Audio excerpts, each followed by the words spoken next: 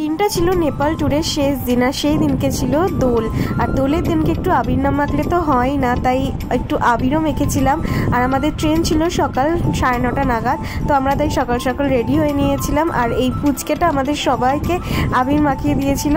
আর আমরা তারপরে একটু ব্রেকফাস্ট করে নিয়েছিলাম, লুচি আর সাদা আলুর তরকারি। তো ব্রেকফাস্ট করে আমরা একদম ঘরে এসে দেখে নিচ্ছিলাম যে সব লাগেজ ঠিকঠাক আছে নাকি, কারণ আমাদের প্রচুর লাগেজ হয়ে গেছিলো টুকটুক করে। ছোট ছোট লাগেজ নিয়ে আমাদের অনেক কটা লাগেজ হয়ে গেছিলো। তো আমার মা তাই দেখছিল যে ঠিকঠাক মতো আছে নাকি। আর অনেকটা জার্নি, অনেক ঘন্টার জার্নি। তো চলো যাওয়া যাক। এই আমরা স্টেশনে পৌঁছে গেছি। এই যেটা আমাদের ট্রেন, এখানে এবার আমরা ঠিকঠাক মতো সিট দেখে নিয়ে এবারে উঠবো। তো চলো, টাটা রক্সল, আবার দেখা হবে কোনো না কোনো সময়।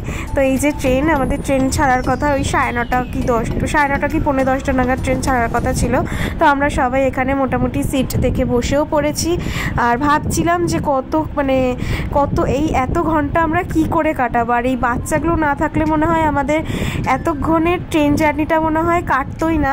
তো এরাই ছিল বলে আমাদের এন্টারটেন হয়েছিল, খুব ভালো হতো। এরা না থাকলে যে কি হতো জানি না। রাতের বেলা আমরা সন্ধ্যেবেলা এরকম লুডো খেলছিলাম, আর মুড়ি মেখেছিল সব মায়েরা মিলে, সবাই মিলে মুড়ি মেখেছিল সন্ধ্যেবেলা। তো এই মুড়ি দিয়ে আমরা মুড়ি খাচ্ছিলাম আর লুডো খেলছিলাম। তো এই করেই আর কি টাইমটা কেটেছিল। আর একটা অতি বাজে একটা কফি খেয়েছিলাম, খুবই বাজে ছিল কফিটা, খুব বাজে ছিল, কি আর বলবো। যাই হোক, তাও হাসি মুখে খেয়ে নিচ্ছিলাম।